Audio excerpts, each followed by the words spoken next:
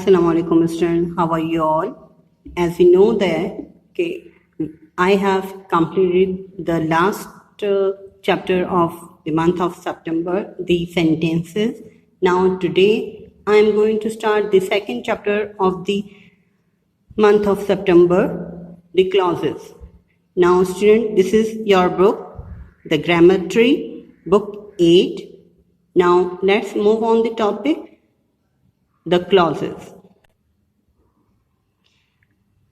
A clause is a group of words that contain a finite verb and forms part of a sentence. Means a clause is a group of words that contains all the form parts of the sentences of infinite sentences. That's called the clauses. You have learned that clause can be independent or independent, a subordinate or dependent. Clause cannot stand alone independently. It must be linked to the main clause to express its full meaning. Subordinate, depend clauses are part of complex sentences. A complex sentence contains at least two finite verbs. It has as many clauses as finite verbs. It means if you are using the clauses, so clauses depends on independent and dependent clauses. In this clauses, the subordinate or dependent clauses cannot be stand alone independently. That must be express the full meaning. Otherwise, subordinate depend clauses and that part called the complex sentences. A complex sentence contains at least two finite verbs. It has as many clauses as finite verbs. There is only one independent clause in a complex sentence. The word or words that join a subordinate dependent clause with the independent clause are called subordinating conjunctions. In a complex sentence that contains two finite verbs and many clauses of infinite verbs. Only independent clauses in a complex sentence. The word or words that is join the subordinate dependent clause. So the independent clauses are called subordinate conjunctions. Kinds of subordinate clauses. The noun clause. In both the sentences, the words are subordinate dependent clause and they function as noun in sentence. The noun clause occupies the position of the object. In sentence, the noun clause occupies the position of the subject. That is, so what is the noun clause? A noun clause is a group of words doing the work of a noun with a subject and a verb. That can be a subject, object, or object of a preposition in a sentences. So students, here are the functions of noun clauses with example. First, subject of a verb. Now, who will select it for the post is not certain. In this sentence, the subject in this sentence is the noun clause. Who will be selected for the post governing the verb is what is not certain.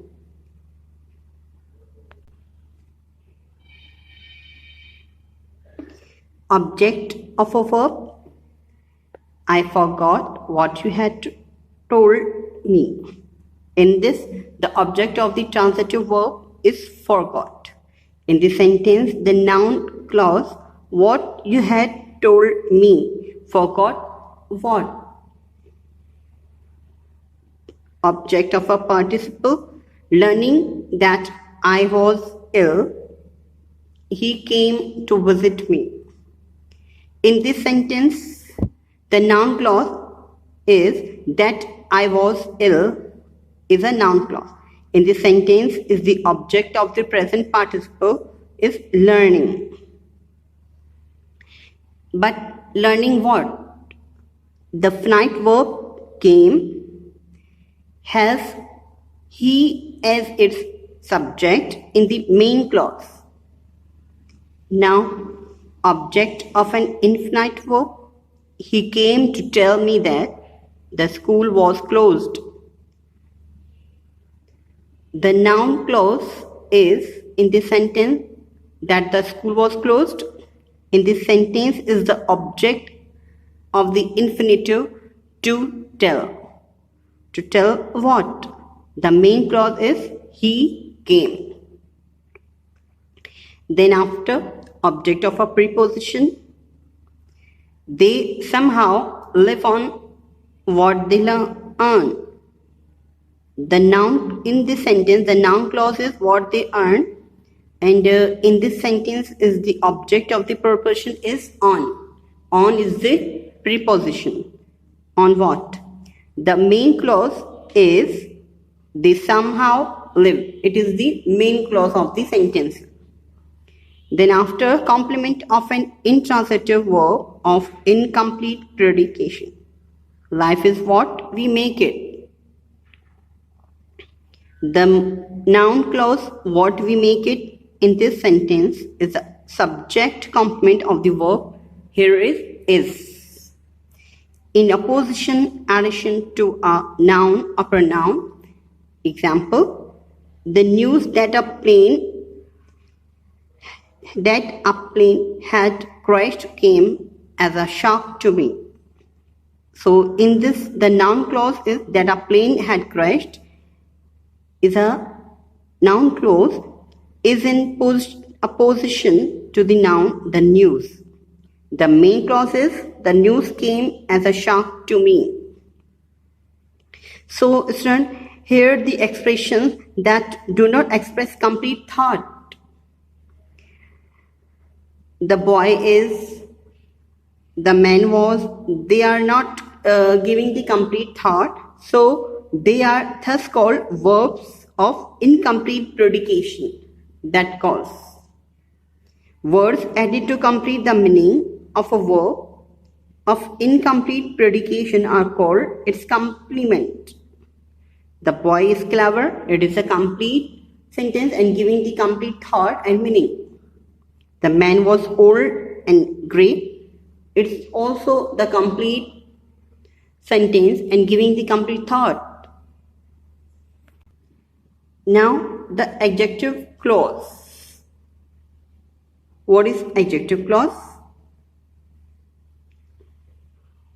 The dependent clause describe the qualifies, the pronoun, and functions of an adjective clauses. So main clause in sentences, they are the most successful. And dependent clauses, which was given by describe or qualifies the noun. In third functions as adjective clauses, the main clauses in sentences.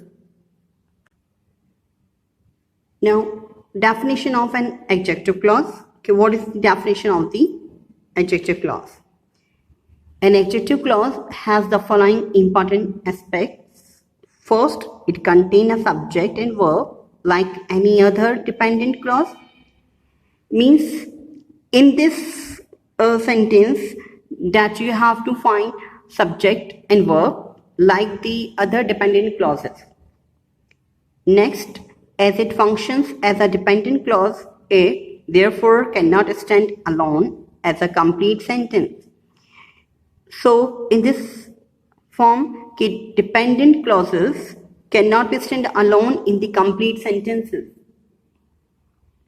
It begins with the relative pronoun, which are who, whom, whose, that, or which. That are the relative adverbs also, where, when, why, or how.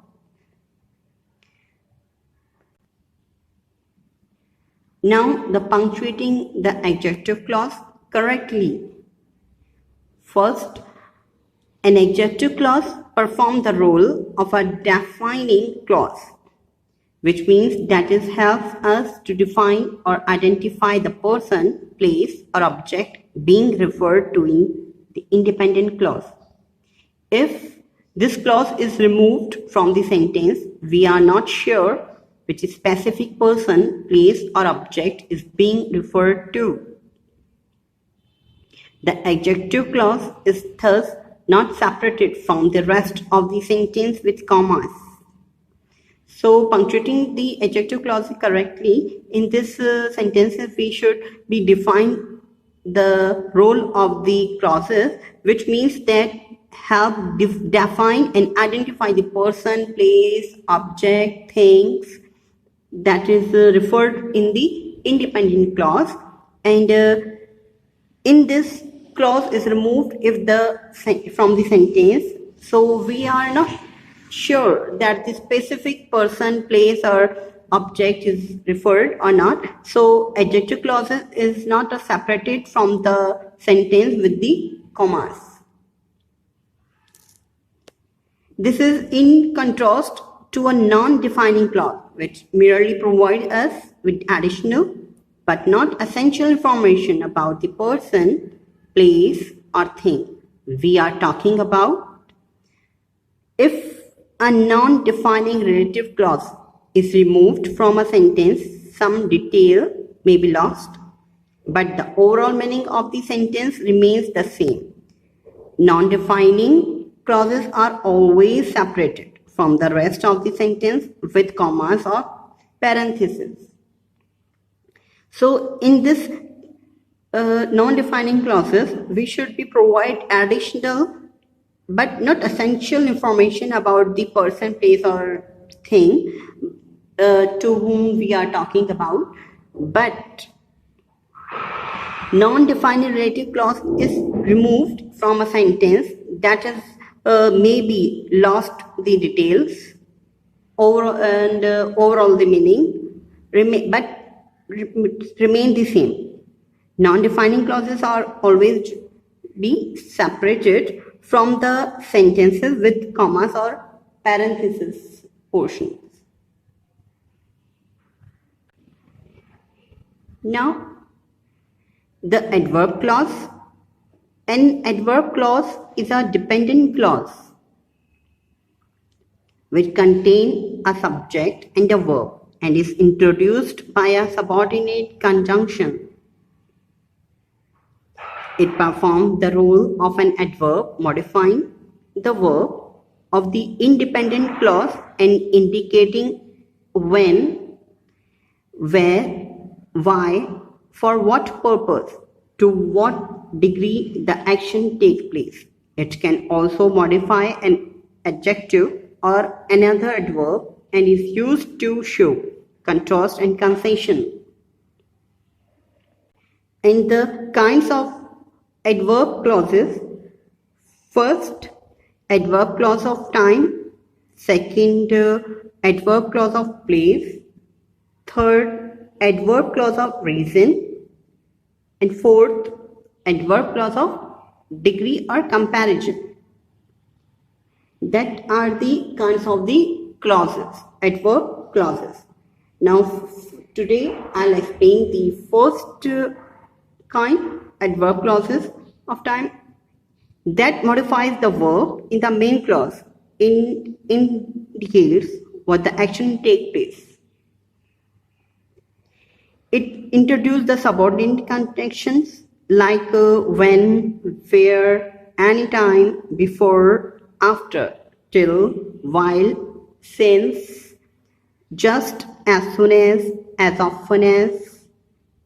So these are the subordinating conjunctions that introduced in the clause of time.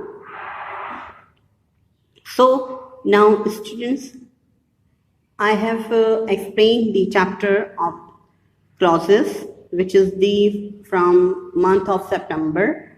Now I'll give you work in a group.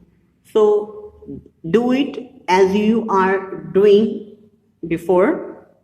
So till then, students, bye, take care, and Allah Hafiz.